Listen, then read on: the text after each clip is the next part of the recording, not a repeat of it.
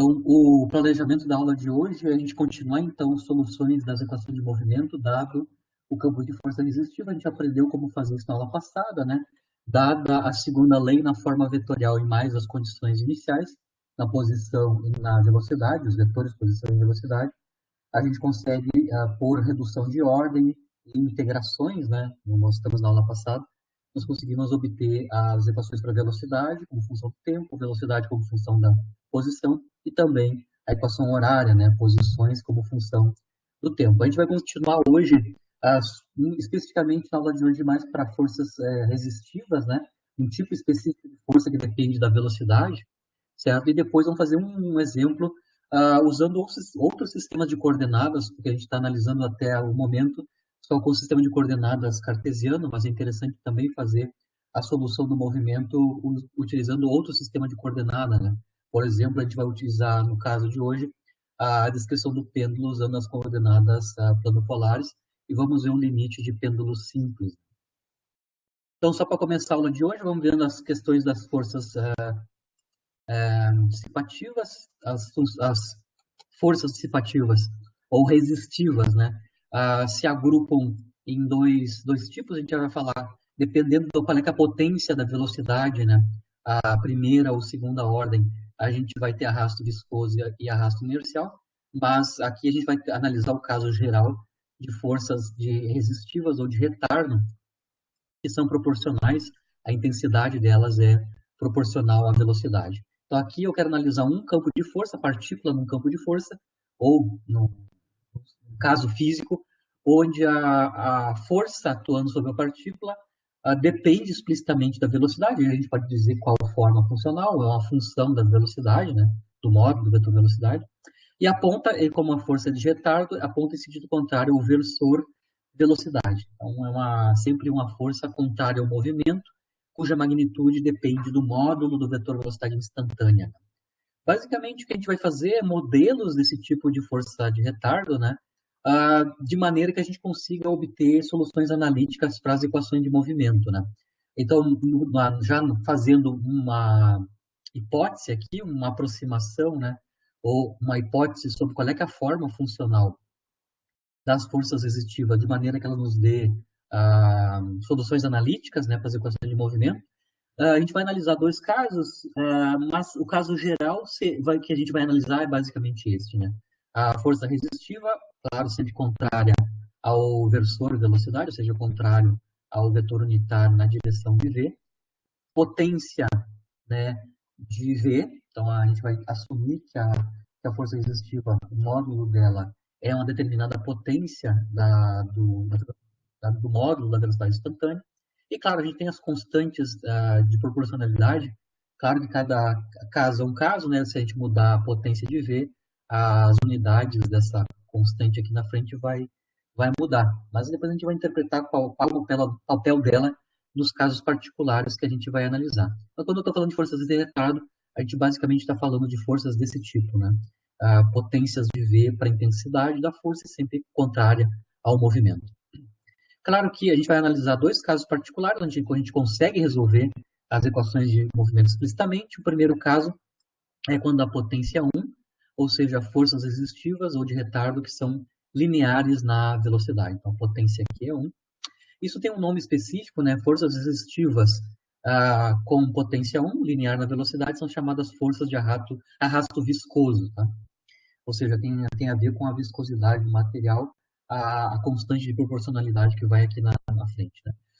Quando a gente usa esse modelo específico onde a força resistiva é linear na velocidade, ou seja, em que momento, em que tipo de caso ele é um tratamento adequado. Né? E basicamente, ele é adequado para descrever objetos pequenos, né, a baixas velocidades, entrando num meio, né, que tem um certo coeficiente de viscosidade.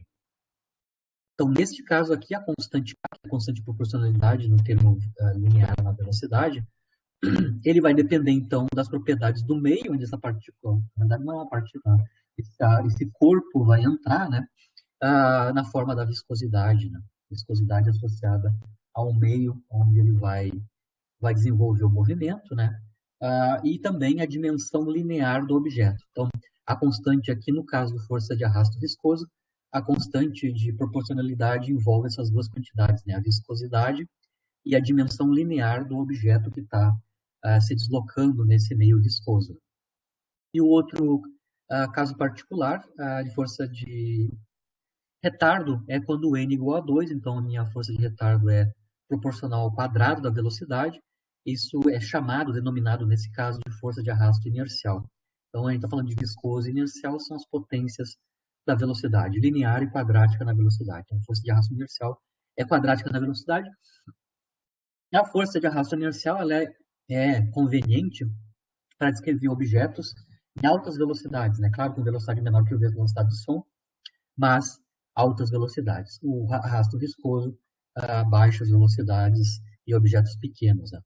No caso aqui, a constante de proporcionalidade ela vai depender, claro, do meio e das propriedades do objeto que está se deslocando nesse meio, né?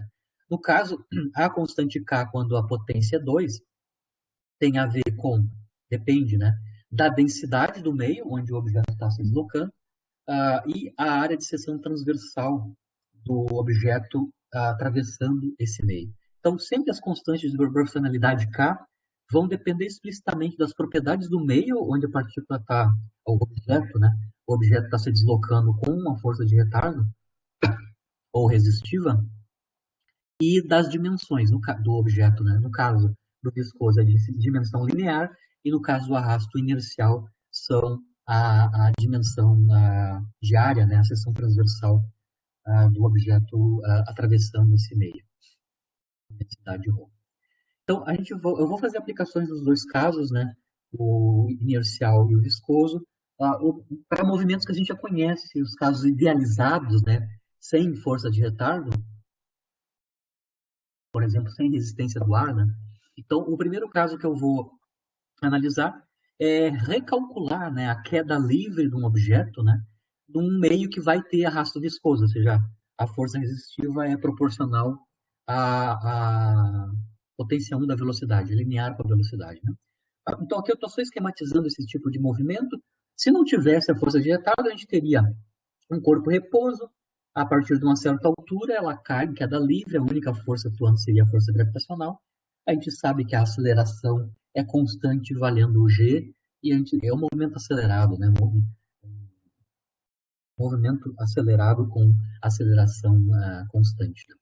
Aqui a gente vai introduzir, então, uma força de retardo linear de velocidade e vamos ver como é que fica a descrição do movimento neste caso, né?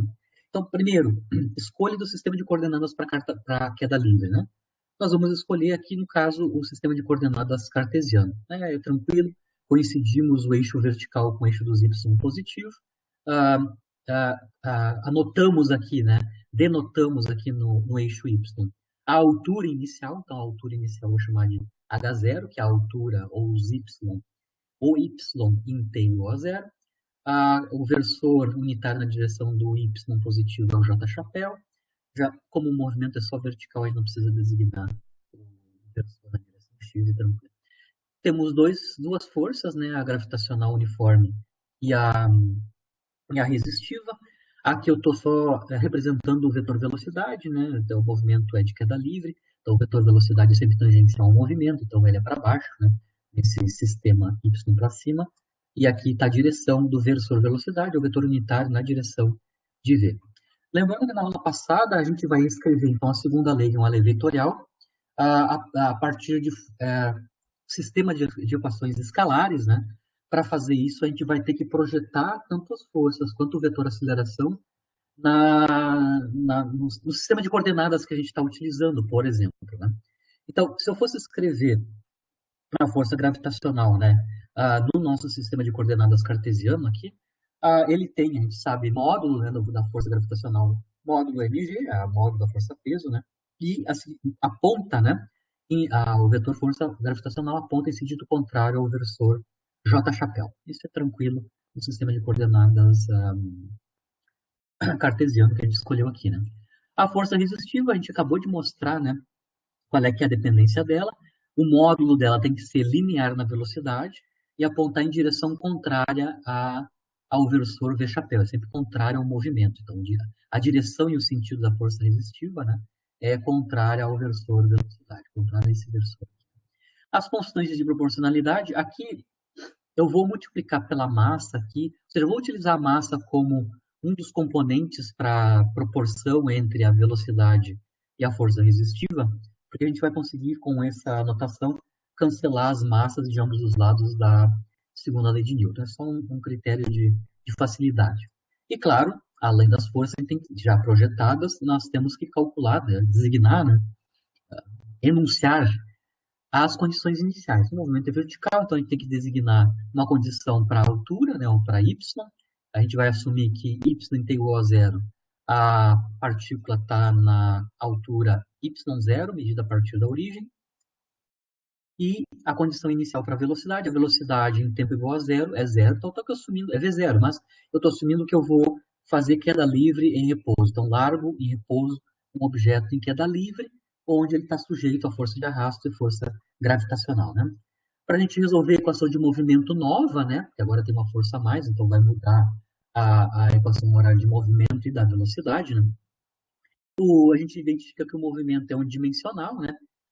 Eu vou escolher aqui na projeção das forças e do vetor velocidade, ao invés de escolher o J-chapéu como para fazer a projeção, a direção de projeção das forças e do vetor aceleração, eu vou escolher o próprio versor velocidade, como o movimento todo é vertical, né? Eu vou usar o versor V-chapéu para fazer as projeções tanto das forças quanto do vetor velocidade.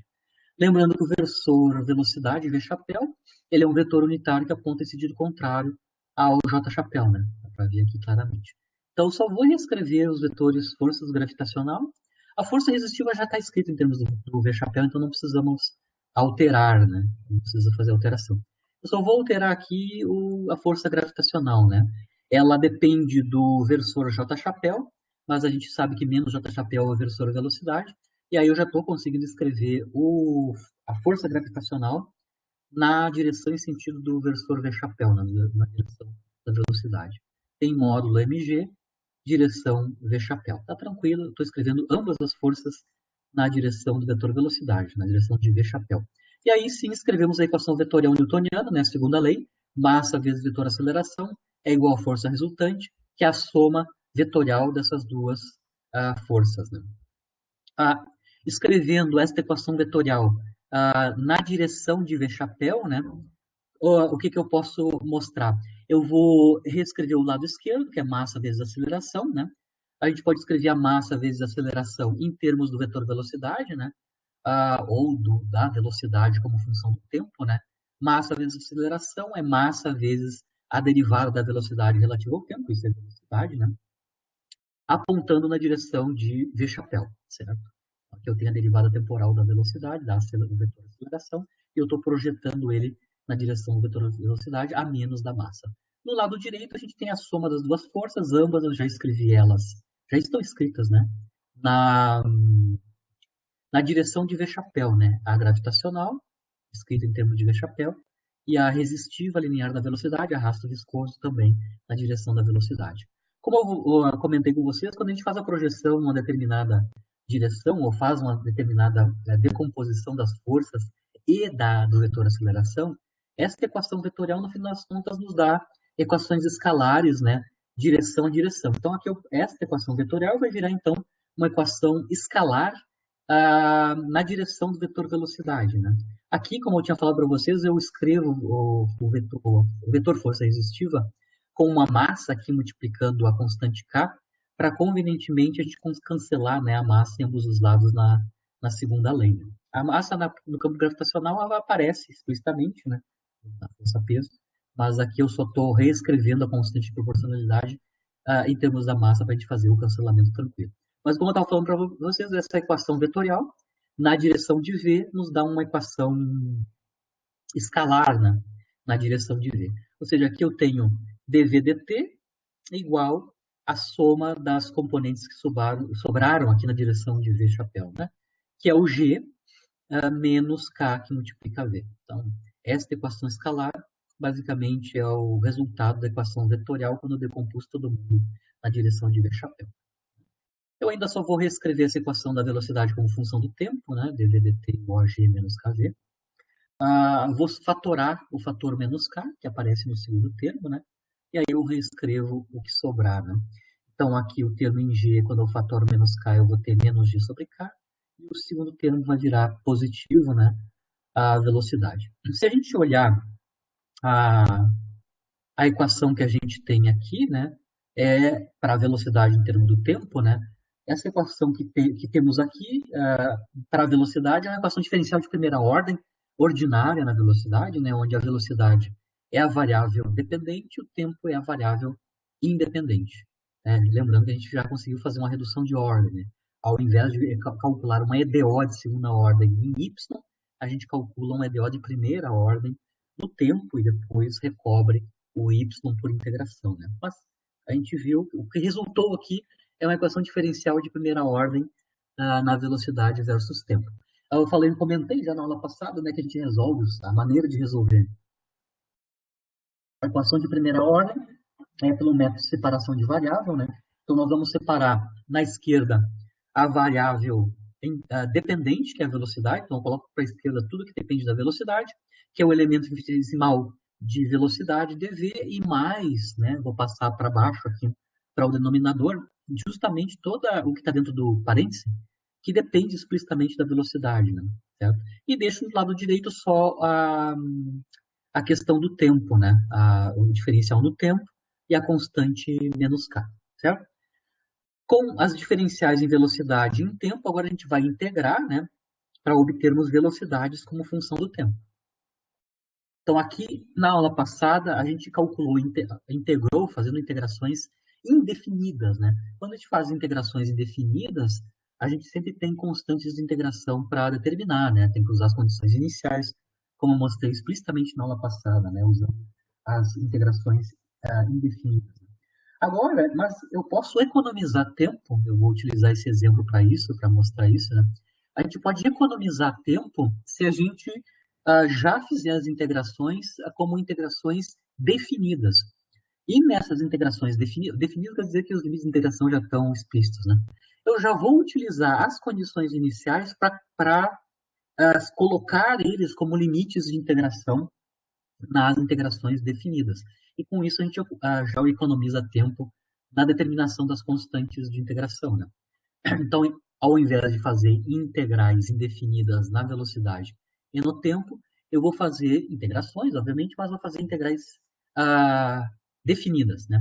No tempo, obviamente, quando eu for escrever os limites, principalmente os limites inferiores, né, que têm a ver com as condições iniciais, né, claro que eu tenho que colocar consistência aqui, né? Por exemplo, quando eu integro no tempo, eu vou integrar de zero até tempo t, ou seja, de zero, que é o início dos tempos, até um tempo arbitrário t qualquer.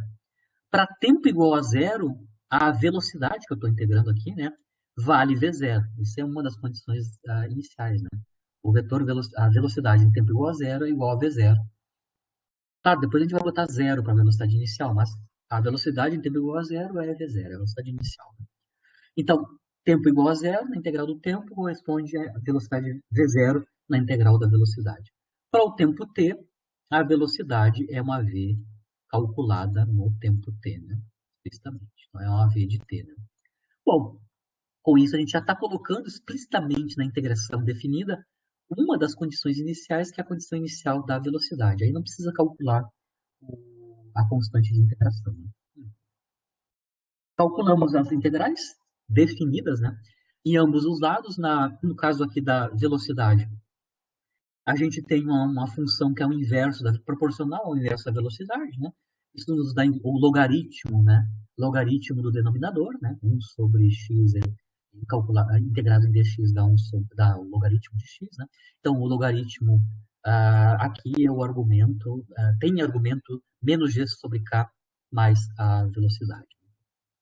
Obviamente calculado nos limites de integração, inferior v0, superior v de t, né? As integrais no tempo já estão tranquilas, né? Vai dar t, o resultado da integração, calculado de 0 a t, então vai dar menos kt, o resultado dessa integração definida explicitamente. Agora a gente tem que substituir ainda os limites de integração na velocidade, né? Limite superior v, limite inferior v0. Com isso aqui eu estou colocando explicitamente os limites, né? O logaritmo calculado no limite superior dá esta quantidade, o menos, né? Menos, o limite inferior, colocado aqui na expressão da integral, né? O V0 aparece. Aqui, então, tem uma diferença de logaritmos. A diferença de logaritmos é o logaritmo da razão, né? Deste termo por este termo, aqui explícito, né? E agora a gente tem um log de uma razão, que depende da velocidade, v de t, né? E da velocidade inicial. Do lado direito, a gente tem toda a dependência temporal. Se a gente quer isolar a velocidade como função do tempo, que é esta quantidade que está aqui dentro do log, né? A gente vai ter que se livrar do log. Então, a gente vai aplicar a função exponencial de ambos os lados dessa equação aqui, dessa igualdade, né? Lembrando que a função exponencial é a função inversa do logaritmo. Então, quando a gente aplica a exponencial no logaritmo, a gente vai obter o argumento desse logaritmo, né? Então, a gente vai obter, neste lado, a razão, né? Que depende da velocidade em função do tempo e da velocidade inicial. E do lado direito, a exponenciação nos dá um exponencial decrescente do tempo, onde a gente tem a constante lá da força resistiva, né, na forma da constante K. Certo? Claro que essa constante, você consegue entender, aqui está claro, né? Ela tem unidades, né? A constante K na nossa construção, como a exponencial tem que ser adimensional, o produto KT tem que ser adimensional, significando que K tem dimensão, aqui no nosso caso, de inverso de tempo. Agora, para a gente resolver para a velocidade, vamos isolar a velocidade como função do tempo, que é esse termo que está aqui. Né? Para fazer isso, então, a gente primeiro multiplica a exponencial decrescente no tempo pelos termos constantes, que é esse produto aqui, né? Essa soma aqui, menos gk mais v0, certo? E, claro, resta aqui no numerador menos gk, que vai para o lado direito como mais gk. E aí a gente consegue já isolar v de t, né? V de t, ou seja, a velocidade como função do tempo, uma partícula que parte, um corpo que parte de repouso, num sistema que tem resistência do ar, por exemplo, né? Onde a gente modela essa resistência do ar como sendo uma força resistiva ou de arrasto viscoso, né? Linear na velocidade, a gente já tem a dependência temporal. Toda a dependência temporal está nessa exponencial decrescente do tempo onde tem a constante K associada à força resistiva, a intensidade da força resistiva. A gente consegue ver que tem dois termos que tem o fator G sobre K, então a gente vai fatorar o fator G sobre K, é o termo 1, o termo da exponencial negativo, né? E o termo do V0 explicitamente. Né? Então, só fiz o produto e fatorei quem acompanha o G sobre K. Então, aqui a minha expressão calculada. Né? A gente conseguiu obter, então, quanto é que é a dependência da velocidade, né? Da intensidade da velocidade, como função do tempo. Se eu estou em queda livre no meio resistivo, né? Por exemplo, o ar, né? Onde o meu modelo para força resistiva é uma força de arrasto viscoso, que é linear na velocidade. Então, toda a dependência temporal está nessas exponenciais decrescentes. Né? A gente pode ver casos particulares, né, do que acontece para tempos assintóticos. Lembrando que no nosso caso, eu fiz o caso geral, né, onde o limite inferior, ou seja, eu considerei que em tempo igual a zero, a velocidade era v0. Mas no nosso caso, a gente disse, né, considerou que o v0, no nosso caso específico, né, é zero porque a gente está pensando que o nosso corpo parte do repouso, né, em tempo igual a zero. Então, no nosso caso, essa expressão geral da velocidade, ela depende explicitamente da condição inicial para a velocidade, né? No nosso caso, a condição para a velocidade inicial é essa daqui, né? A gente parte do repouso, com isso a gente se livra de um dos termos, né? Que é o termo proporcional à velocidade inicial. E no nosso caso, né, se eu parto do repouso em queda livre nesse meio resistivo, a velocidade como função do tempo tem esta dependência temporal. Eu vou mostrar o gráfico, né, esquemático dessa função, só para a gente entender qual é que é o comportamento dela. Né? Aqui eu estou fazendo um desenho muito esquemático da velocidade como função do tempo a partir dessa expressão aqui. Né? Bom, a gente, por condição inicial, eu tenho que respeitar repouso, né, em tempo igual a zero para a partícula. Né? Se a gente colocar t igual a zero aqui, ou seja, quanto é que a velocidade calculada, né, quanto é que a velocidade v de t calculada em tempo igual a zero, tem que dar zero na nossa condição inicial. Né? Isso é verdade, se a gente colocar t igual a zero aqui, essa exponencial é e na zero é 1, a gente tem o cancelamento do 1 com 1 aqui dentro desse parêntese, e a gente tem o que a gente sabe, né? A velocidade em tempo igual a zero, sendo zero. Bom, depois, como os tempos vão aumentando, né? Tempos aumentando quer dizer que essa quantidade é cada vez menor, né? Lembrando que em tempo igual a zero ela é máxima, essa exponencial, né? Ela vale 1 em tempo igual a zero, e se os tempos vão aumentando, eu tenho uma exponencial decrescente, né? Para tempos posteriores, depois do t igual a zero, e na menos kt são valores cada vez menores de t. Ou se tem valores cada vez menores de t, essa diferença aqui aumenta com o tempo, né? Eu estou subtraindo cada vez a valores menores comparado com o 1. Então, eu sei que eu tenho um crescimento com o tempo, né? Quando eu vou fazendo o tempo rodar, né? Além do tempo t igual a zero. Então, o comportamento no tempo é de crescimento, né? E o outro comportamento que eu vejo para essa função v de t é que quando o tempo é muito grande, certo? Essa exponencial vai a zero e a velocidade chega num valor limite, né? Quando o tempo é muito grande, se eu tomar o limite de tempo tendendo ao infinito dessa exponencial, ela vai a zero, eu tenho um limite na minha velocidade como função do tempo nesse sistema que tem arrasto viscoso, né? Que é a quantidade g sobre k, né? Você consegue até ver, como eu comentei com vocês, né? G tem dimensão de metros por segundo ao quadrado, ou de aceleração, né? E o k tem a dimensão de inverso de tempo. Se eu dividir metros por segundo ao quadrado por inverso de segundo, a gente vai ter velocidade, né? E essa é a velocidade limite, né? G sobre K. Vocês vejam que quanto maior a intensidade da força resistiva, que está na forma da normalização K, né? Menor vai ser a velocidade de limite, né? O que são tempos grandes nesse limite que eu estou tomando? São tempos muito maiores que o inverso da constante K. Porque Kt, né, quando o t é muito maior que 1 sobre k, significa que o produto tk, que é o argumento da exponencial, é muito maior que 1. Né? Então, tempos grandes para nós aqui tem uma interpretação, tempos grandes são tempos muito maiores que o inverso da constante k associada à força resistiva. E o limite da velocidade, como função do tempo, é uma determinada velocidade. Vocês vejam bem que depois de um certo tempo, a velocidade se mantém a mesma.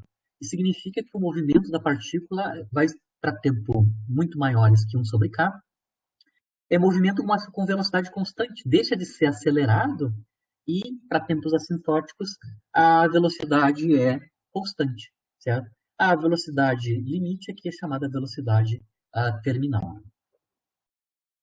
Vocês conseguem entender com o diagrama de forças porque que, depois de um certo tempo, eu tenho velocidade constante, né? Lembram? A força gravitacional é uma força constante, né? Mas a força resistiva depende da velocidade. Como a partícula está inicialmente acelerada, eu vou aumentando inicialmente a velocidade. Com isso, eu vou aumentando no tempo a força resistiva. Vai chegar um certo momento de tempo, onde a intensidade ou módulo da força resistiva vai igualar o módulo da força gravitacional. Nesse momento, a força resultante é nula. E se nesse momento nesse instante de tempo, eu tenho força resultante nula, o movimento deixa de ser acelerado e passa a ser uniforme, né? Pela primeira lei, se eu não tenho força resultante sobre a partícula, ela desenvolve movimento retilíneo uniforme, né? Ou movimento uniforme numa determinada direção. É o que vai ocorrer quando a gente tem um aparecimento da explicação dinâmica do aparecimento dessa velocidade terminal. Eu vou ter uma velocidade terminal porque em algum momento eu vou ter força resultante nula devido ao fato que a força resistiva ela depende do tempo, né? Na forma da velocidade. Né? Em algum momento ele cancela o campo gravitacional e aí a força resultante é nula e eu deixo de ter a aceleração. Né? Bom, resolvemos a velocidade como função do tempo, mas a gente sabe que a velocidade é escrita como a variação temporal das alturas y, né? A gente já sabe qual é que é a dependência temporal da velocidade. Com isso, a gente consegue calcular qual é que é a taxa de variação temporal explícita, né? Das alturas como função do tempo. dy dt, que é a velocidade como função do tempo, é essa expressão aqui que a gente acabou de calcular no nosso caso, né? A partir do repouso, claro. De novo, essa aqui, a solução para essa equação diferencial é obtida por separação de variáveis. De novo, aqui eu tenho uma equação diferencial de primeira ordem das alturas y como função do tempo. Agora, para essa equação diferencial de primeira ordem, a variável, a variável dependente agora são as alturas e a variável independente continua sendo o tempo, né? EBO de primeira ordem, sempre mesmo método de solução, separação de variável, né? Então, nós vamos separar tudo que é de variável dependente à esquerda e a variável independente tempo à direita, como a gente fez no caso da velocidade. Então, a gente vai sobrar só dy, né, na esquerda, e toda a dependência temporal, inclusive o elemento infinitesimal de tempo, para a diferença de tempo lá para o lado direito, né? E integramos, né, como eu comentei para vocês, vamos integrar, só que aqui a gente vai integrar utilizando as condições iniciais, né? Aqui, claro, a condição inicial para as alturas, né? Então, quando eu faço a integração no tempo, aqui na esquerda, eu vou integrar de 0 até t, ou seja, tempo inicial até um tempo arbitrário t, na integração do tempo, né? E vamos colocar, né, os limites de integração correspondentes para as alturas, né? Para tempo igual a zero, a altura é y0, que é a altura inicial. Para tempo igual a t, eu vou ter uma y de t, uma altura para um tempo t. Integrando em ambos os lados as integrações definidas, né? No lado esquerdo, então, a gente vai ter y menos y0, né? E no lado direito, a gente vai ter que integrar esta função, né? Esta função é uma soma de uma constante, que é g sobre k, mais g sobre k a exponencial. Então, vamos ter que integrar dois termos, né? A integração do termo constante, g sobre k, nos dá, então, calculada de 0 até t, né? Nos dá g sobre kt. A integral da exponencial multiplicada por g sobre k vai nos dar g sobre k, a integral do exponencial, né? A integral do exponencial é n menos kt, que é menos 1 sobre kt vezes a própria exponencial, né? Eu estou calculando a integração da função exponencial. Com isso, a gente tem troca de sinal, né? Por causa do menos 1 sobre k, que vai aparecer como resultado da integração, né? E troca de sinal e, claro, mais um fator 1 sobre k aqui na frente, né? E, claro, calculado essa função aqui, né? Calculada nos tempos 0 e t. Para tempo t, a gente tem exatamente essa expressão aqui. Para tempo igual a zero, a gente coloca tempo igual a zero aqui e a gente obtém uma constante que é g sobre k2. Né? Negativo, porque eu substituo o limite superior menos o limite inferior no tempo. Então, quando eu integro a exponencial e substituo o limite de integração, superior menos ou inferior, eu vou ter esses dois termos aqui. Né? Só um desses dois termos, tem dependência temporal, que é a própria dependência exponencial, e aparece um termo constante aí novo, que é g sobre k2. Né? E aí, finalmente, a gente obteve quanto é que é a equação de movimento, qual é que é a equação de movimento de uma partícula em queda livre partindo do repouso num campo de força que é um campo resistivo, né? Que é linear na velocidade, né? Arrasto viscoso. O y de t, o y0 passa para a direita, né? A gente vai ter toda essa dependência temporal aqui para a equação horária. Então, a equação horária parece complicada, né? Porque ela tem aquele termo exponencial decrescente, né? Mas a gente consegue ver para limites grandes e pequenos de tempo, a gente consegue ver, é consistente com o que a gente espera, né? Tanto para tempos pequenos quanto para tempos grandes. Mas a equação horária geral, né, total, né, completa é essa daqui, né? O y de t tem esta dependência aqui explícita do tempo. Vamos supor que a gente vai analisar o caso do tempo muito grande, né? Que a gente já sabe que tempo muito grande, a velocidade é constante, né? Valendo a velocidade terminal g sobre k. Eu vou obter essa expressão diretamente da equação horária, né? Se a gente pegar a equação de horária geral aqui e tomar o limite de tempo muito grande, que é o tempo muito maior que o inverso da constante k, né? Para tempo muito grande, esse termo aqui da exponencial se cancela, né? Vai a zero rapidamente. E o que a gente sobra, basicamente, para tempos muito grandes é constantes, né? A gente tem o y0 e mais essa outra constante que é inversamente proporcional ao k quadrado, né? IG. E um termo linear no tempo, né? Onde o coeficiente acompanhando o termo linear é justamente G sobre K. O que eu obtenho no limite para a equação horária de movimento, né? Para tempos muito grandes, é uma equação horária que é linear no tempo, certo? Uma equação horária linear no tempo representa, né, um movimento uniforme, ou seja, com velocidade constante, onde a velocidade constante é o fator que acompanha justamente o tempo aqui, né? Que é justamente G sobre K. Então, o nosso limite para tempo muito grande da equação horária geral do movimento nos dá, para tempo muito grande, um movimento uniforme, com velocidade G sobre K. Isso é consistente, claro, com o que a gente já determinou aqui como o comportamento da velocidade para tempos grandes, né? Tem velocidade terminal para tempos muito grandes, que são velocidades constantes, né? Para tempos muito grandes. Para tempos pequenos, o que a gente esperaria? Para tempos muito pequenos, a velocidade não é muito alta, porque lembra, a gente começa do repouso, né? A força resistiva não é muito importante para os tempos iniciais, né? Porque o arrasto inercial é bem pequenininho, porque a velocidade ainda é bem pequena, né? Eu imagino que nos limites de tempo pequeno, a minha equação horária aqui de movimento me deve dar a equação do movimento acelerado com aceleração constante g. Vamos fazer esse mesmo procedimento aqui, né? Só para lembrar, o limite para tempo pequeno da exponencial, toda a jogada aqui em termos de exponencial, né?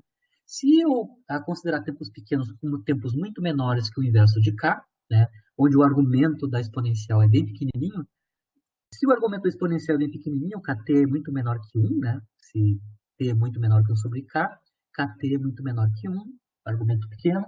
O argumento da exponencial pode nos permitir, né, expandir a função exponencial e na menos kt na série de Taylor, né, da exponencial. Lembrando que a série de Taylor da exponencial, e na u, onde o u é o argumento da exponencial, é o somatório de n igual a zero até infinito, de u na n, ou seja, o argumento na potência n, dividido por n fatorial. No nosso caso, o u é menos kt, né? Então, a gente pode escrever explicitamente os primeiros três termos da série de Taylor da exponencial e na menos kt. É 1 menos kt mais kt sobre, ao quadrado sobre 2. São os primeiros três termos, n igual a 0, n igual a 1, n igual a 2, para a expansão em série de Taylor da função exponencial para tempos pequenos. Isso pode ser feito para tempos pequenos. Ou seja, eu expando aqui até o termo quadrático do tempo. Quando eu faço a substituição, venho aqui, pego a equação horária de movimento e substituo o termo que envolve a exponencial para tempos pequenos, vou ali e substituo onde eu tenho a exponencial, lembrando que a exponencial está multiplicada pela constante g sobre g sobre k2, né? E multiplico a série de Taylor até a segunda ordem do tempo, né? Então, o que eu fiz aqui pego até a ordem quadrática na expansão de Taylor, substituo ela na exponencial, isso me deve dar o limite da equação horária para tempos pequenos, né? E aí eu vejo um milagre acontecer aqui, né? A gente tem o cancelamento dos termos que envolvem o k quadrado embaixo, que é esse primeiro termo aqui com o último termo, que é o termo constante, né? A gente tem o cancelamento do termo linear também no tempo, né? Porque aqui eu tenho g sobre k2 multiplicado por kt, isso nos dá g sobre k multiplicado pelo tempo, com sinal negativo. E o que resta, no final das contas, para ter um pequeno limite da equação horária de movimento que a gente obteve geral para tempos pequenos, que são tempos muito menores que 1 sobre k, né, é justamente uma equação quadrática no tempo, né? Y0, que é a altura inicial, mais g sobre 2t quadrado. Bom, essa equação horária quadrática no tempo corresponde a um movimento que é movimento uniforme com uma aceleração constante valendo g, né? Esse é o famoso a sobre 2t quadrado nas equações horárias de movimento, é um movimento uniformemente variável, né? Com aceleração constante. Inclusive, a aceleração que a gente obtém é a correta, né? Para tempos pequenos, a aceleração realmente é a aceleração da gravitacional, porque o efeito da força resistiva para a força resultante ainda não é importante para tempos muito pequenos, né? Então, da equação geral do movimento, né, obtida por integração, né, por resolução das equações diferenciais a partir da equação de segunda lei de Newton, né, a gente consegue mostrar que a equação horária que a gente obteve é consistente ou que a gente espera tanto para tempo grande quanto para tempo pequeno, né? Ou seja, no início é movimento com aceleração constante igual a g, e no final, para tempos muito grandes, a gente basicamente tem movimento uniforme com velocidade terminal, e aí, inclusive, a gente tem controle de quanto é que vale o valor da velocidade terminal, que é o g sobre k. Esse procedimento que eu fiz aqui é só para dar um exemplo de como a gente obtém as equações horárias e velocidades como função do tempo para queda livre, né? Eu podia até considerar a velocidade inicial diferente de zero, se eu quisesse, né? Já podia dizer que em tempo igual a zero o objeto já estava se movimentando com velocidade não nula. Então, a gente já calculou o caso geral aqui explicitamente, né? A gente pode usar esse mesmo tipo de procedimento que eu fiz aqui, né? Para também analisar, por exemplo, como é que é o lançamento vertical, né? Lançamento vertical, ou seja, eu lanço uma partícula na direção vertical com uma determinada velocidade inicial, né? E, e obtemos quais é são as equações horárias de movimento e da velocidade. O procedimento é exatamente o mesmo, né? Não vai haver grandes alterações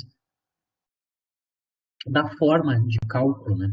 Então, vocês podem extrapolar todo esse procedimento de queda livre, também vai funcionar o método de solução também para lançamento vertical no meio resistivo, onde a força de retardo, a força de arrasto, é o arrasto inercial linear na velocidade, ou seja, arrasto viscoso.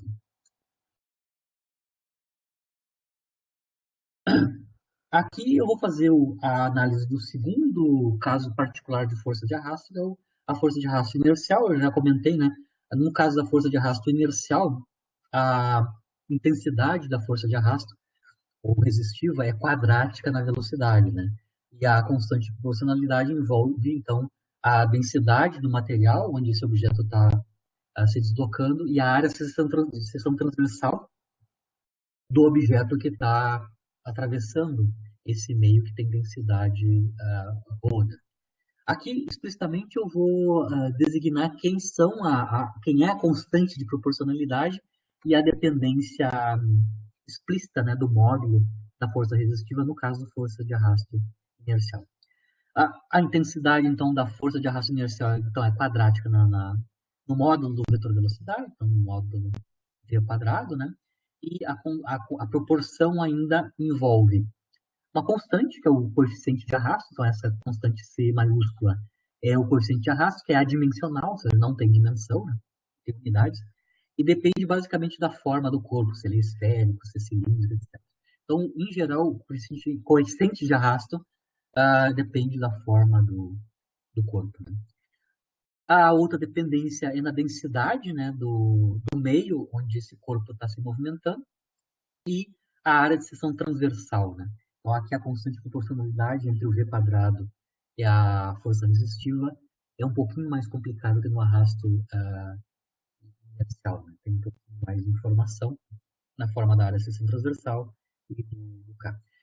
Na aula que vem, no início da aula que vem, eu vou fazer exemplos realísticos do uso de forças de arrasto inercial com as mãos. Tá? Eu estou fazendo as contas genéricas, né? Só fazendo análise analítica, né? Mas na aula que vem a gente vai utilizar esses modelos de força resistiva para modelar, né? Modelar objetos reais, né? Ou seja, objetos atravessando meios que a gente pode modelar tanto para o arrasto viscoso quanto para o arrasto inercial.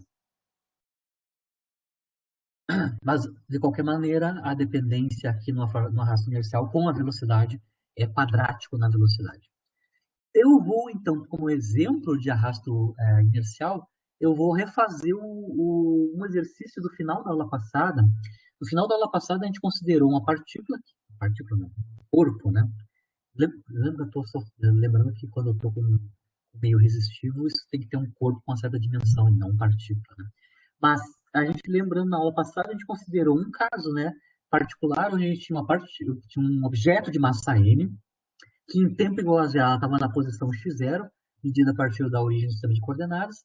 Ela entrava em tempo igual a zero com a velocidade inicial v0, na direção x positivo, e a gente modelou quais eram modelou a força resistiva como sendo linear na velocidade, ou seja, na aula passada a gente considerou um objeto entrando num meio sujeito a arrasto viscoso na aula passada, né? A gente calculou na aula passada explicitamente a velocidade como função do tempo, a velocidade como função da, da posição de x, né? E também a equação horária, x de t. Eu vou fazer o mesmo procedimento, só trocando quem é a força resistiva. Ao invés de ser uma força resistiva tipo arrasto viscoso, vou trocar por arrasto inercial. Ou seja, a força resistiva agora é quadrática na velocidade, temos umas constantes aí na frente, que vai depender das propriedades do meio e do objeto, né? Mas o procedimento aqui é bem parecido, é igual, na verdade, que no caso da aula anterior. No caso aqui, só temos uma força, né? A força resultante, a própria força de arrasto inercial, né? Porque não temos mais nenhuma força, o movimento aqui é unidimensional, na direção x, e só tem a força de arrasto atuando, enquanto quando a partícula entra nesse meio com uma certa velocidade inicial, certo? O meu modelinho, então, para força de arrasto inercial é força resistiva, vetor força, né? É contrária ao movimento, se é contrária ao movimento, é contrária ao versor e chapéu. O módulo dela depende do v quadrado e constantes, né? Eu vou chamar essa constante beta que está aqui, que acompanha a velocidade ao quadrado, de novo de m vezes k, né? Espertamente, para eu conseguir fazer o cancelamento da massa de ambos os lados da segunda lei de Newton. Massa igual é uma constante que acompanha o v quadrado e eu espertamente estou escrevendo ela como sendo a massa vezes uma outra constante k. Muito bem. E aí aplicamos a segunda lei, seja massa vezes vetor aceleração igual a força resistiva, é o único campo de força. Aqui no caso eu vou projetar tanto a aceleração, o vetor aceleração, quanto a força resistiva numa determinada direção espacial, ou seja, num determinado sistema de coordenadas que eu escolho, que é o sistema de coordenadas cartesiano. No caso, como é um movimento unidimensional, né, todos os vetores, o vetor aceleração e o vetor força resistiva, ambos vão ser escritos, decompostos na direção e sentido do versor e chapéu, né, certo? Então, aqui eu estou escrevendo massa vezes a componente cartesiana da aceleração, multiplicada pelo versor e chapéu, igual à força resultante já decomposta, né? Ela já está decomposta na direção e chapéu, né? Módulo mkv2, direção inversa ao e chapéu, contrária ao movimento. Quando eu faço a projeção da força e da aceleração na direção do chapéu, esta equação vetorial, que é a segunda lei vetorial, vai virar uma equação escalar na direção de chapéu, né? Lembrando que aqui, sempre a gente faz a resolução de ordem, né? A gente escreve a derivada segunda espacial em termos da derivada primeira na componente da velocidade, né? Então, a aceleração vai ser escrita como dv/dt, neste caso, e aí a equação que, de novo, espertamente, né? Da maneira que a gente construiu a equação, a constante aqui de normalização da força resistiva, a gente cancela as massas aqui na segunda lei, e a gente, então, no lado esquerdo, vamos ter a dv/dt, né? A taxa de variação temporal da velocidade, em função do tempo, e do lado direito, kv quadrado, né? Foi o que restou, e o sinal menos, né? Que é a projeção. Ou seja, a segunda lei, projetada na direção x positivo, nos dá uma equação escalar, que é uma equação diferencial na velocidade, né? De novo, é uma equação diferencial de primeira ordem, que pode ser resolvida, então, por separação de variável, né? De novo, aqui a variável dependente é a velocidade, a variável independente é o tempo, certo? Separamos, então, na esquerda a variável dependente, tudo que depende da variável dependente, que é o v, e do lado direito, todo mundo que depende da variável independente, que é o tempo. Sobra o k, o v quadrado passa para baixo. Integramos, né? Integrais agora, como minha sugestão para economizar tempo, né?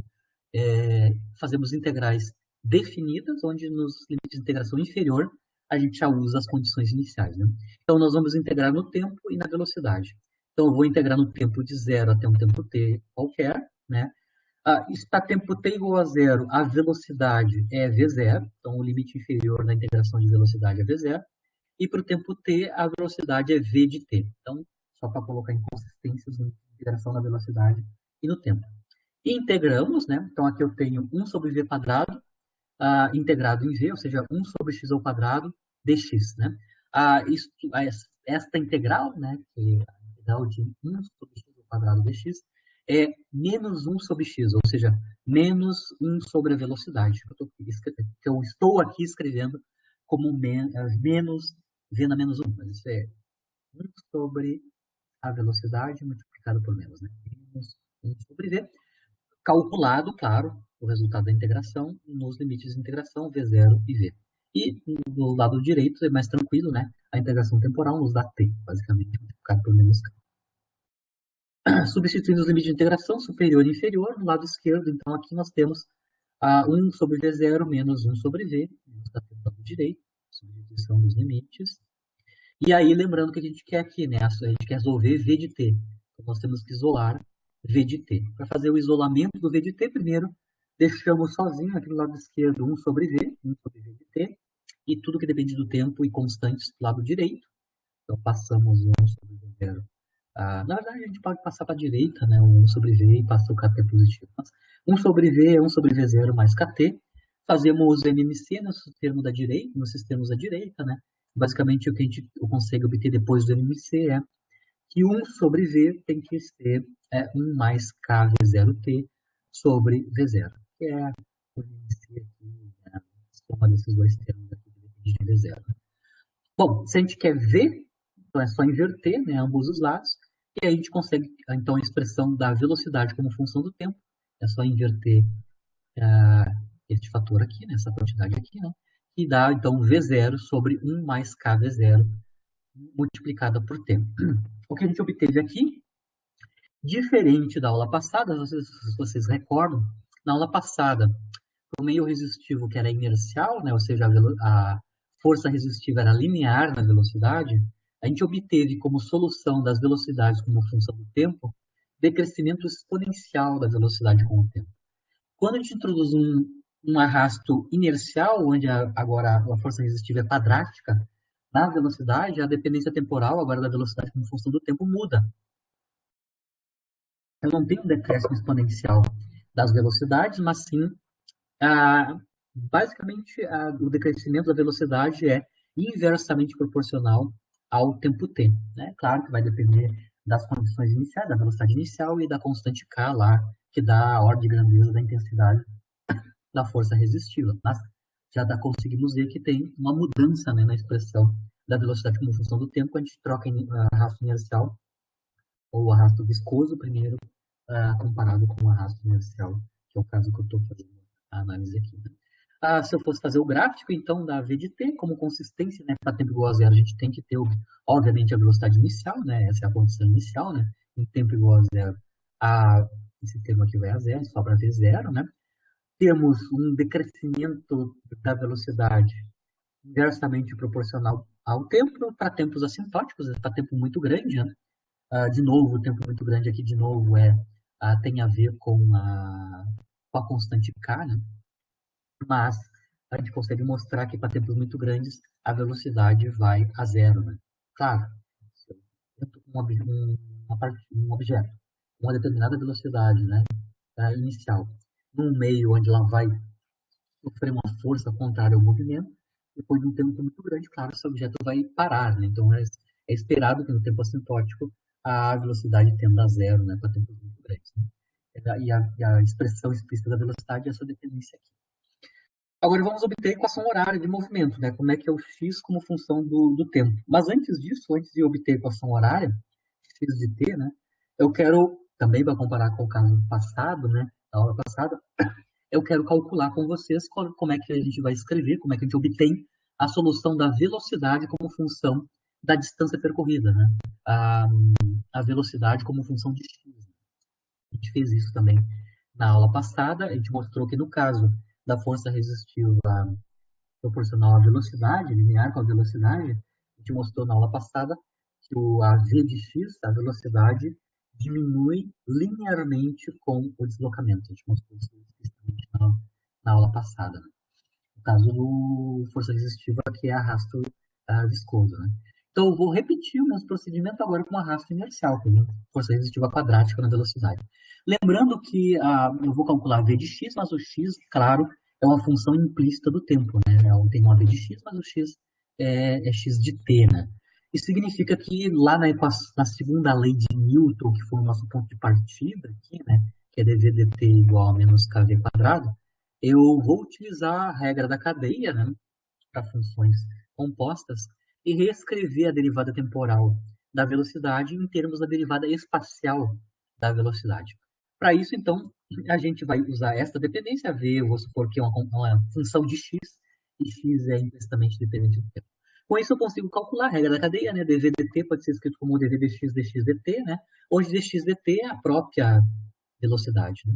Então, eu consigo mostrar que dv dt é igual a dv dx, taxa de variação espacial, né? Da velocidade, não temporal, agora é espacial, né? Multiplicado pela velocidade. Vou lá na nossa equação horária, na nossa equação de movimento, segunda lei, né? A segunda lei nos diz, para o caso de arrasto inercial que a gente está analisando, que dv dt é menos kv quadrado. Mas dv dt, por regra da cadeia, eu ainda posso escrever em termos da derivada da velocidade relativo à posição. Essas duas coisas são iguais, né? Igual a menos kv quadrado. Usando a equação que envolve, então, a derivada da velocidade relativa à posição, né? O dv dx, a gente pode ter um cancelamento de velocidade em ambos os lados, né? A gente tem uma equação para a taxa de variação espacial da velocidade, né? A gente tem que dv dx é igual a menos kv. Tá? Então, é uma equação diferencial que nos dá o comportamento da velocidade como função de x, como função do deslocamento, né, a partir da origem. Né? De novo, essa equação que a gente tem aqui para a velocidade como função da posição, né, é uma equação diferencial de segunda ordem, né? Perdão, é uma equação diferencial de primeira ordem, onde a variável dependente é a velocidade e agora a variável independente é a posição e não mais o tempo. Mas igual, é uma equação diferencial de primeira ordem. Uma equação diferencial de primeira ordem resolvida por separação de variáveis. Então, novamente, né, nós vamos separar à esquerda a variável dependente, que é a velocidade, né, e na direita a variável independente, que são as posições. Então, a diferencial em x vai lá acompanhando o menos k. Depois que a gente separou as variáveis, a gente vai integrar, né, integrais definidas para economizar tempo, né.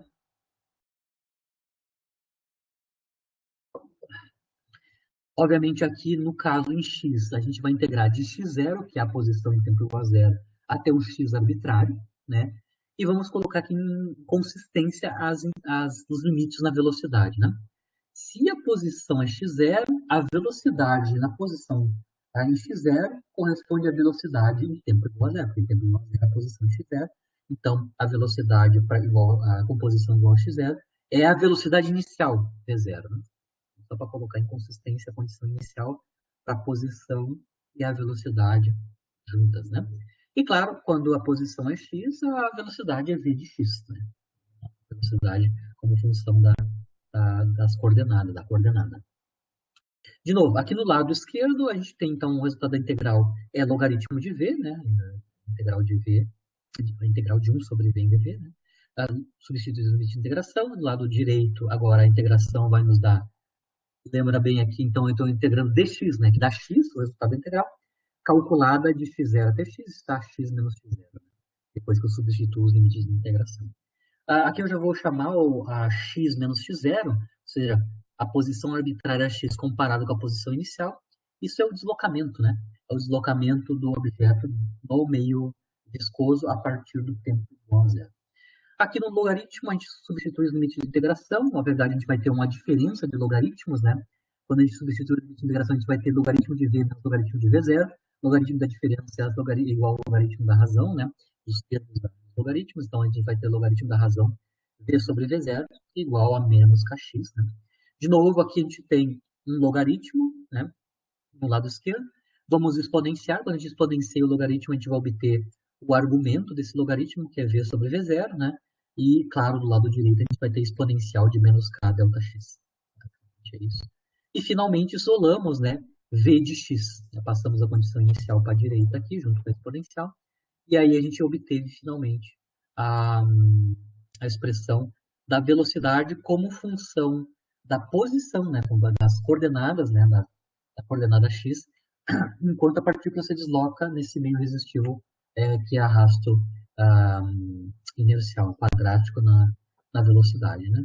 Eu consigo mostrar aqui que explicitamente a velocidade como função de deslocamento decai exponencialmente com a posição. Ou seja, quão rápido a velocidade diminui a partir do V0 é um decaimento exponencial da velocidade inicial com o deslocamento. Isso é diferente do que a gente obteve com o arrasto viscoso na aula passada, né? A gente mostrou que o v de x com o arrasto viscoso, a dependência é linear, o decrescimento da velocidade com a posição é linear na velocidade. Aqui no arrasto inercial não, é exponencial, né? Cai exponencialmente com o deslocamento. Lembrando, essa exponencial está multiplicando a velocidade inicial. Então, a minha exponencial vai ter um nome específico, né? Essa exponencial que depende, cujo argumento é o deslocamento, ela é chamado de fator de atenuação, tá? O nome está óbvio, porque é um fator de atenuação, né? É quanto é atenuado a velocidade inicial V0 enquanto eu me desloco, né? Quanto maior o ΔX, maior é a atenuação do V0, né? Lembrando que isso aqui é uma fração, né? Por exemplo, 1x igual a 0, isso começa com 1, e quando eu vou aumentando o x, vai dando frações, né? Números pequenos comparado com a unidade multiplicada por V0.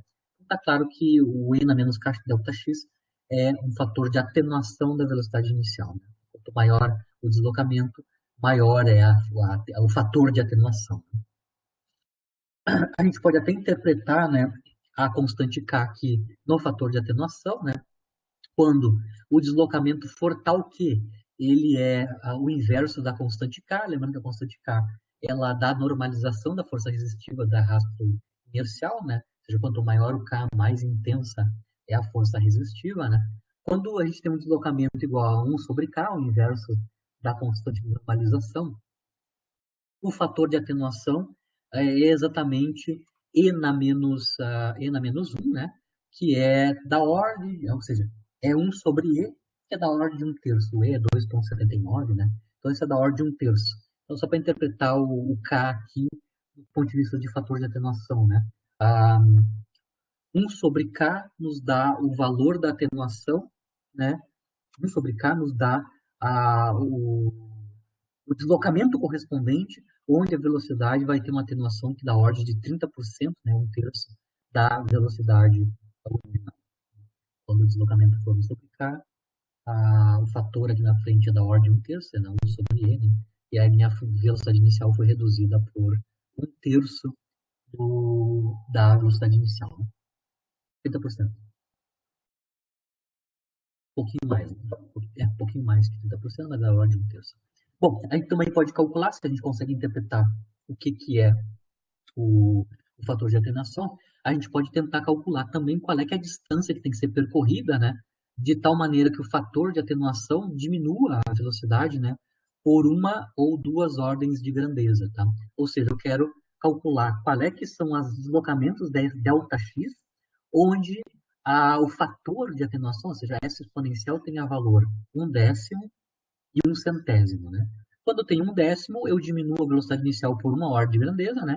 Quando eu tenho 1/100, então eu diminuo a velocidade inicial por fator 100, né? 1/100. Então, a gente quer calcular para quais deslocamentos o meu fator de atenuação é 0,1 ou 0,01, né? 1/10 e 1/100. Então, eu quero calcular para qual é que é o fator de atenuação. O fator de atenuação é E na menos k ΔX, né? Para esses dois valores da atenuação, né? Uma e duas ordens de grandeza.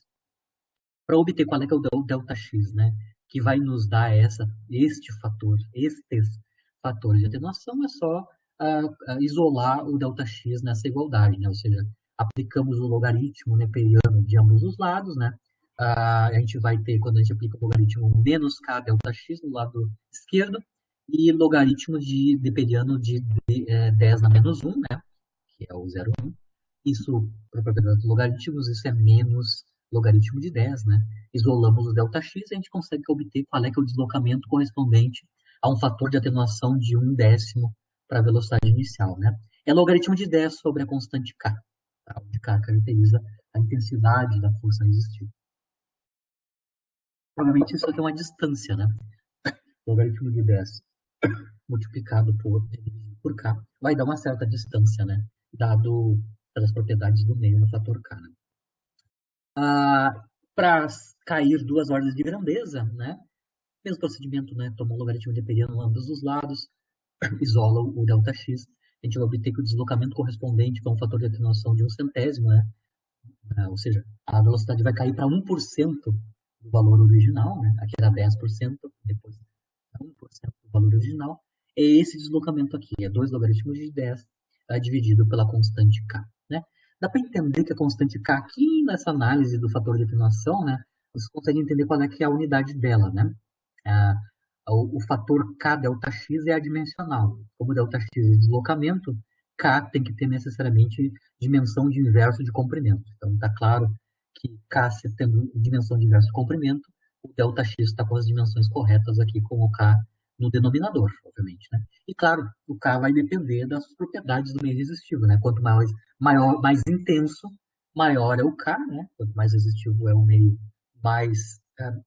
maior é o K. Se é maior é o K, eu vou me deslocar menos, né, dentro do meio resistivo para cair 10% e 1% da sua velocidade inicial. Nos exemplos que eu fiz na aula passada e na aula de hoje, em todos os casos, né, em todos os casos, a gente está usando sempre sistema de coordenadas, em geral, sistema de coordenadas cartesiano, né? Tanto na queda livre como no movimento dimensional. É conveniente usar o sistema cartesiano, porque o movimento aqui é horizontal, vertical, então é conveniente usar o cartesiano, coincidindo, né, um dos eixos com a direção de movimento. Só cartesianos, por enquanto, na nossa análise. Ficou faltando aqui no arrasto inercial, claro, a gente não fez, o cálculo da x de t, né? Que a gente fez na aula passada completinho, né? Para o x de t é o mesmo procedimento, né? A gente vai lembrar que a velocidade aqui é dx dt, né? E o dx dt tem esta dependência temporal, né? Dx dt igual a velocidade, tem essa dependência temporal. De novo, dx dt igual a essa função do tempo, né? É uma equação diferencial de primeira ordem no tempo, então a gente pode fazer de novo por separação de variável e por integrações, né? Obter qual é que é a equação horária do movimento, no caso aqui do arrasto inercial, pelo mesmo tipo de procedimento.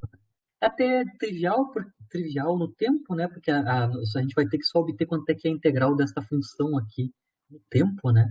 Dado os limites de integração. Então, mas é log, né? Tipicamente é logaritmo, né? Se eu integrar no tempo essa quantidade.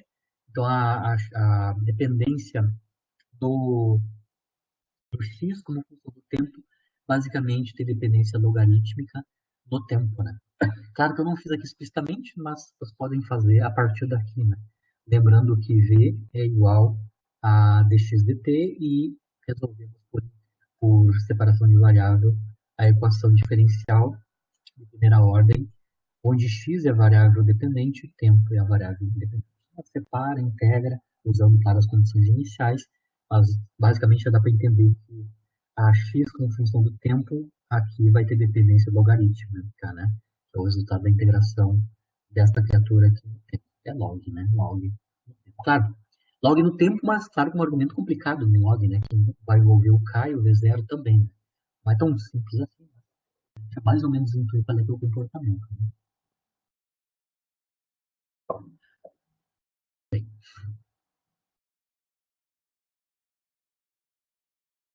mas como eu estava comentando com vocês, os exemplos que eu fiz até aqui só utilizavam um sistema de coordenadas cartesiano, que é o mais conveniente, né? Só numa direção, fica tranquilo escolher o meu eixo x ou y coincidentes com a direção de movimento, né? com o vetor velocidade. Aqui eu vou fazer um caso específico onde eu quero então obter as equações de movimento num outro sistema de coordenadas que não seja o cartesiano, né? Só para realmente a gente utilizar tudo que a gente viu na aula passada não, na aula base 1 e na aula base 2, da aula da semana passada, né, as duas primeiras aulas do curso, né, aula base 1 e aula base 2, onde a gente analisou outros sistemas de coordenadas que não eram cartesianos. A gente viu o plano polar, o comovente, depois a gente viu os 3D, né, o esférico e o cilíndrico. Aqui eu vou fazer um exemplo onde eu vou envolver o sistema de coordenadas plano polar. Por que que a gente analisou aquele sistema de coordenadas naquela aula? Porque a gente queria calcular qual era o vetor velocidade e aceleração naquele sistema de coordenadas, e a gente vai utilizar aquelas informações aqui hoje, né, aplicadas a um caso particular. Então aqui eu vou analisar o movimento de um pêndulo, tá? O movimento de um pêndulo. Vocês conseguem, aqui eu estou mostrando esquematicamente o que é o pêndulo, né? Eu tenho um fio de extensão L numa das extremidades desse fio sem massa, né? O fio não tem massa, só tem comprimento L. Eu vou colocar uma massa M numa das extremidades e a outra extremidade está conectada com uma superfície, né? Com um contato. Eu vou medir os ângulos como função do tempo a partir da direção vertical aqui, né? E o movimento a gente conhece já, é oscilatório, né? O movimento aqui num plano, então é um movimento 2D, no caso, se eu quiser escolher sistemas de coordenadas em 2D, né? Tem vários, cartesiana, plano polar, comovente, em termos da velocidade e assim por diante. Por que que o sistema de coordenadas plano polar aqui vai ser o adequado, né? Porque na direção radial, se eu fosse estabelecer o... Lembrando que a origem do sistema de coordenadas está aqui, né?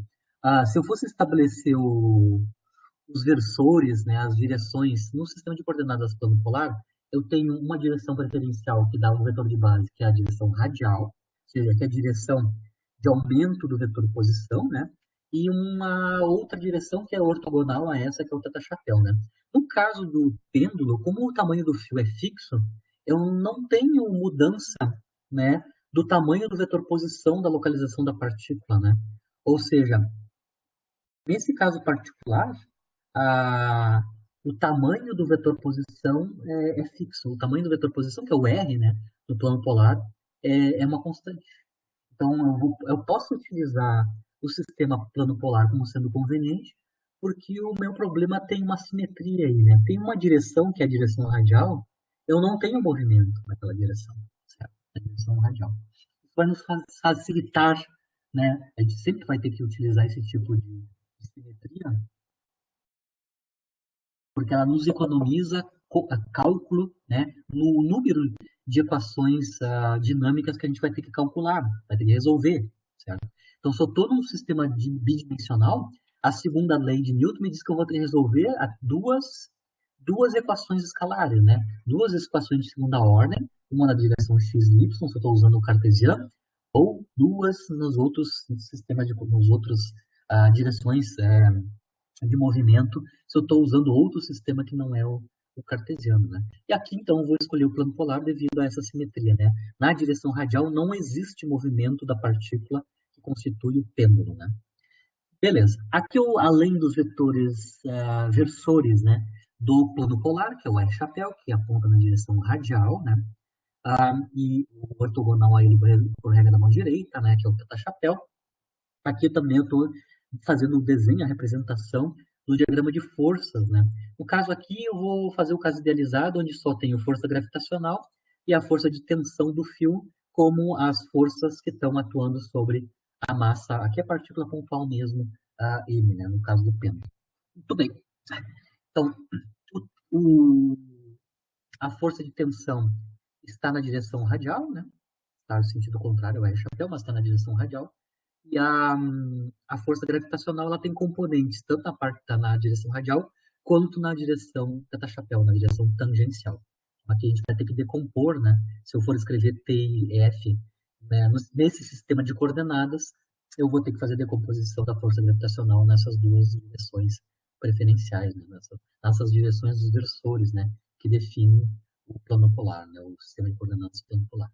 Só para lembrar, eu vou lembrar vocês que a gente deduziu em aula, né, a, a expressão, a expressão do vetor aceleração no sistema de coordenadas plano polar, né? A gente calculou explicitamente quem é a componente radial e a componente tangencial do vetor aceleração no sistema de coordenadas plano polar, né? A gente já sabe quem é o vetor aceleração no plano polar. Então, o vetor aceleração multiplicado pela massa nos dá o lado esquerdo da segunda lei de Newton, né? No lado direito, a gente vai fazer o somatório das forças, né, de tensão e força gravitacional, né? Só para lembrar, a gente tem uma facilidade aqui, o tamanho do vetor posição é o L, né, é o tamanho do fio, isso é inalterado, né, isso vai nos facilitar um pouco o cálculo, né. Quando a gente tem esse tipo de vínculo, a gente chama isso aqui de vínculo em mecânica clássica, né, quando uma das coordenadas, né, do sistema de coordenadas, está sujeito a uma condição específica, né, ou seja, a coordenada igual a uma constante, ah, a gente chama isso de vínculo, né, explicitamente, né. Então, aqui a gente tem, no caso do pêndulo, a gente tem um vínculo na direção radial. O vínculo na direção radial quer dizer que eu não tenho movimento na direção radial, só na tangencial. Certo? Estava comentando para você, se eu vou então usar o sistema de coordenadas plano polar, eu vou decompor, como a gente sempre faz, né? Decompor as forças e a aceleração. A aceleração eu já mostrei, né? A aceleração a gente já conhece a decomposição dela no sistema de coordenadas plano polar, aula base 2. Aqui a gente vai ter então que decompor a força gravitacional e a de tensão na base, ou seja, na base R θ, né? Nos versores, nas direções dos versores R chapéu e θ chapéu. O mais fácil é a tensão, né? A força de tensão, ela está na direção radial, com módulo T, tem módulo T, aqui, sem vetor, né? É o módulo da força de tensão, e ela aponta, né, o vetor tensão do fio, né? Ela aponta na direção contrária é o R chapéu. Então, a direção e o sentido do vetor tensão no sistema de coordenadas plano polar é menos R chapéu, direção e sentido menos R chapéu, módulo T.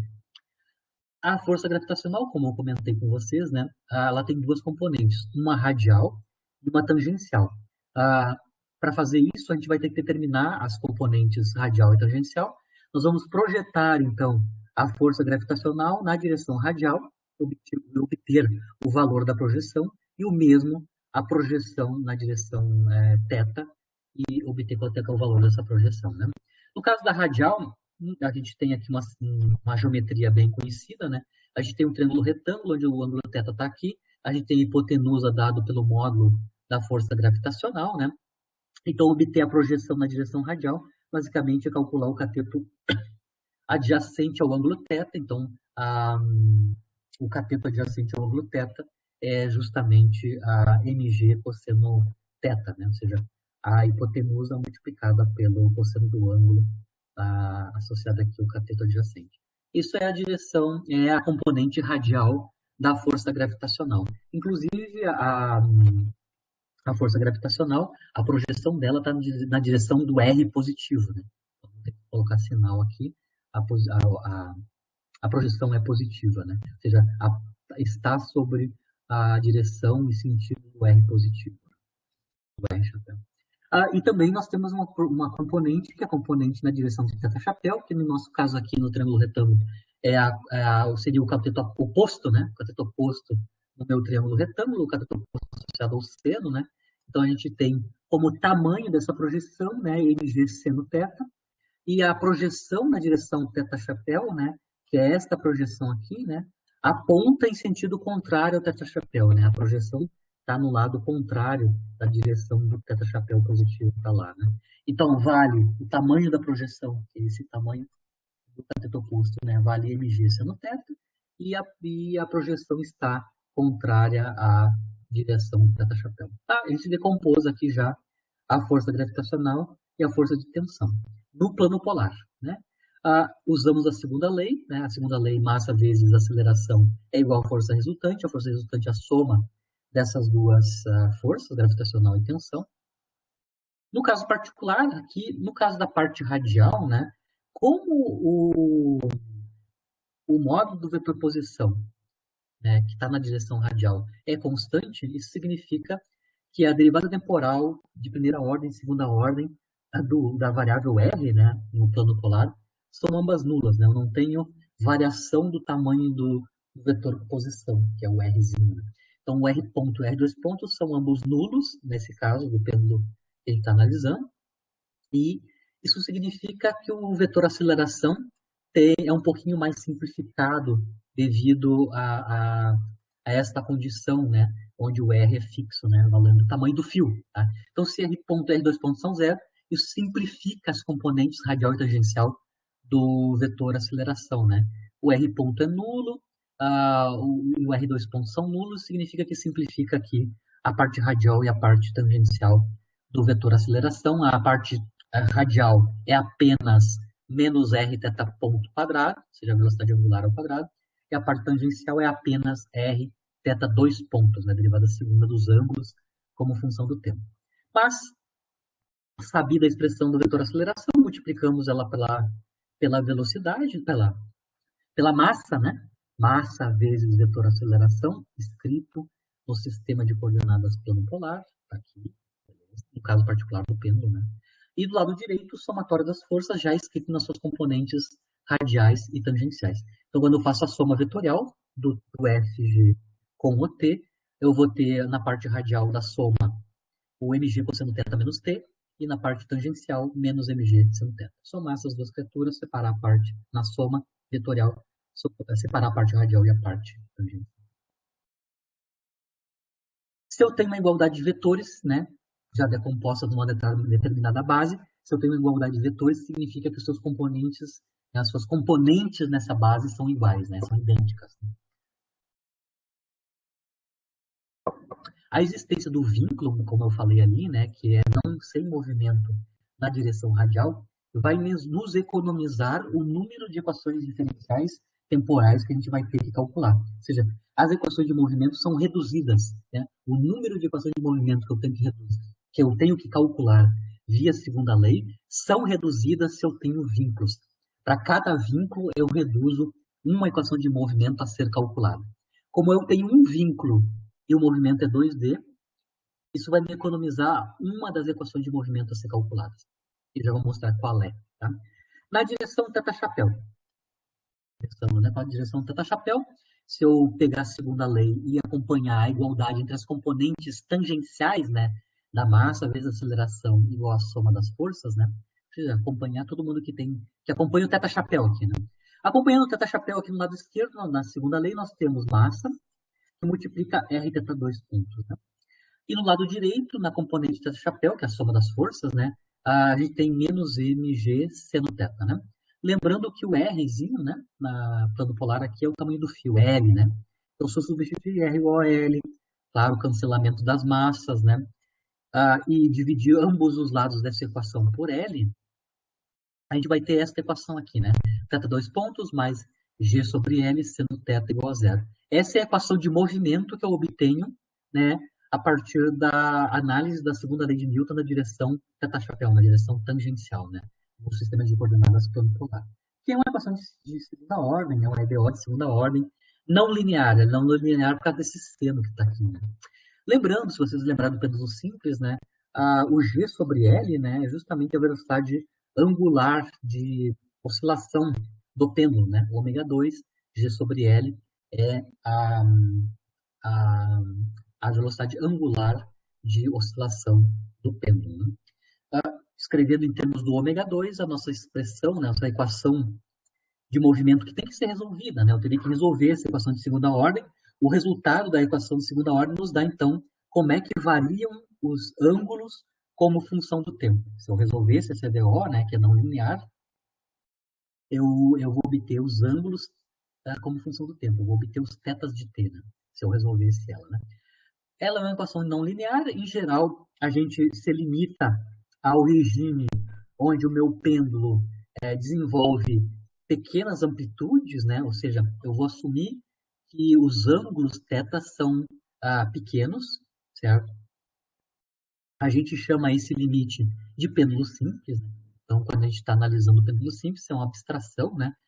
Que é o caso particular do movimento pendular, onde os ângulos, né, de movimento são pequenos, né, relativo à vertical.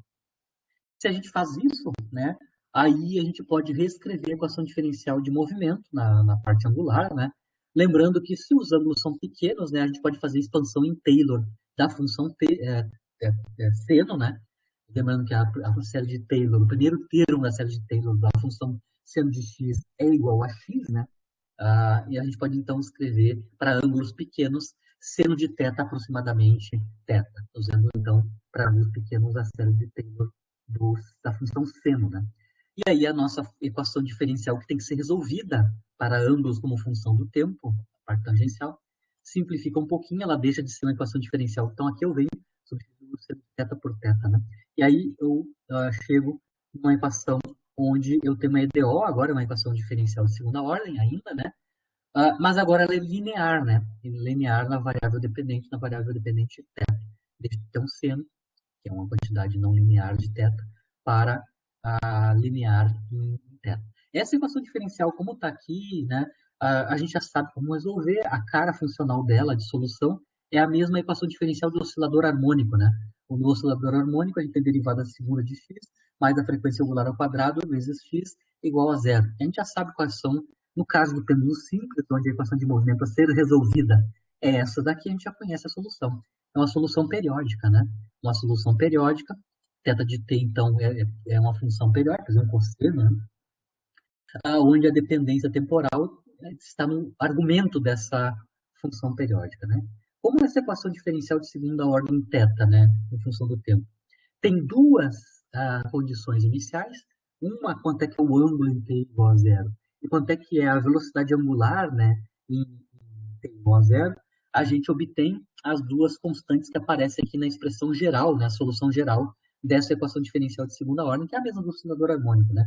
A amplitude de movimento e a constante de fase, né? Essas duas constantes, né, quando a gente resolve de maneira geral, né, esta equação diferencial linear, né, que é uma ideal de segunda ordem linear com coeficientes constantes, que é a do oscilador harmônico, né, a gente obtém as constantes A e sigma a partir das condições iniciais em θ, né? Qual é que é o valor do ângulo em t igual a zero, que é o θ0, qual é que é o valor da velocidade angular, θ ponto, calculado em θ0, em t igual a zero, que a gente chama de ômega zero, né? A velocidade angular inicial.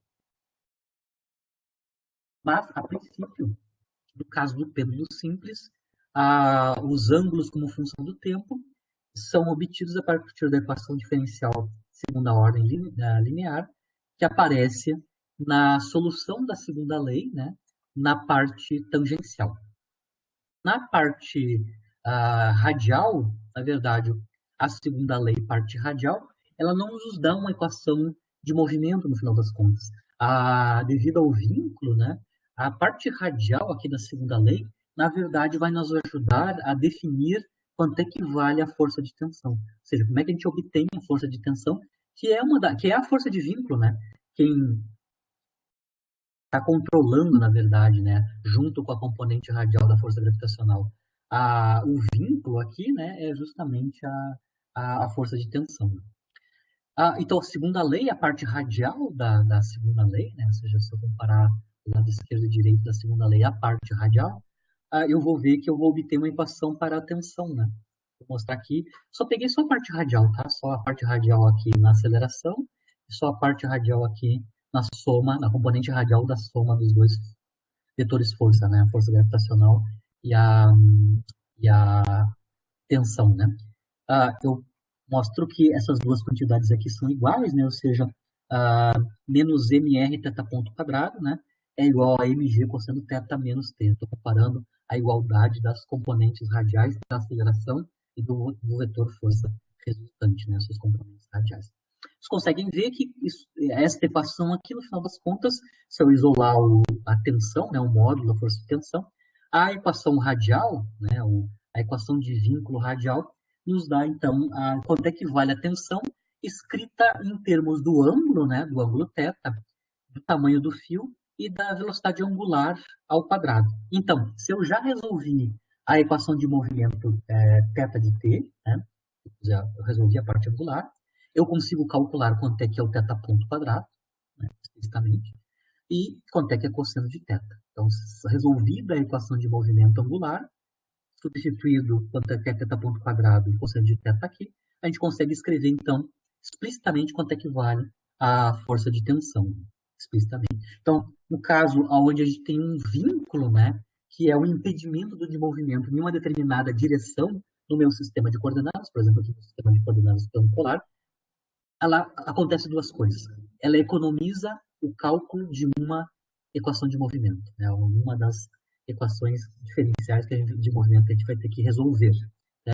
E a outra, ela nos ajuda, como consequência, nos ajuda a determinar quem são as forças de vínculo. No caso, a força de vínculo, né? Ou seja, se eu cortar o fio, né? Se eu cortar a força de tensão, a massa sai na tangencial, né? Ela vai estar sujeita só ao campo gravitacional, né? Então, quem está mantendo esse vínculo justamente é a força de tensão. Então, também a equação que está sendo economizada, que eu não preciso calcular a equação dinâmica, resolver a equação diferencial dinâmica, vai nos dar a informação sobre a força de vínculo ou as forças. Eu posso ter mais de uma força de vínculo, né, associada. Só pode dizer, no sistema de cartesiano tem uma força de vínculo que é bem conhecida, né? A normal, né? A força normal é uma das forças de vínculo no meu sistema de coordenadas num plano inclinado, né? Lembrando que na direção perpendicular ao plano, né, plano inclinado, eu não tenho movimento. E a força naquela direção é a normal. A normal é a força de vínculo.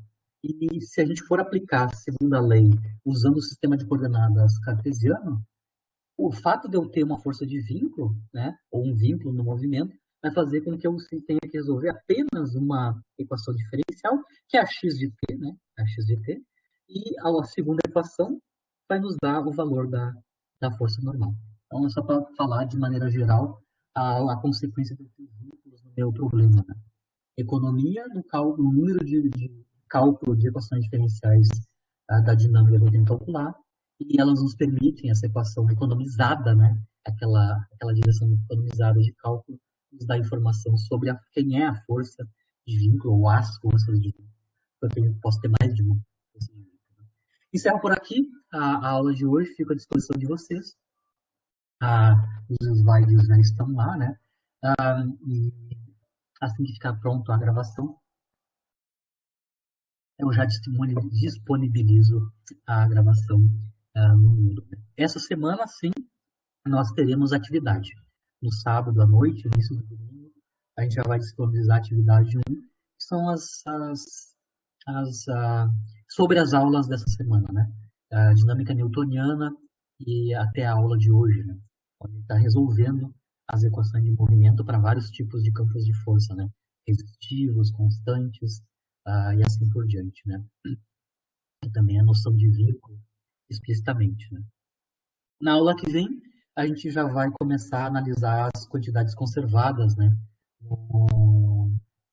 E também a definir sistemas conservativos, né? O que é uma força conservativa e assim por diante. Então, a gente vai avançar na dinâmica newtoniana do ponto de vista de leis de conservação, né? Uma lei de conservação importante é a lei de conservação da energia mecânica. Para isso, a gente tem que definir sistemas conservativos, né? Já nas próximas aulas. Certo, pessoal? Fico à disposição de vocês, se você tem dúvidas, perguntas, sugestões, ou se não, até semana que vem, bom final de semana, né? Só cuidem que já no domingo já vai estar disponível a nossa primeira atividade da disciplina. São 105 questões, né? Vocês têm uma semana, vai ficar aberta uma semana para vocês desenvolverem. Certo? Para quem vai, bom descanso e bom final de semana. Nos vemos na terça-feira. Até mais.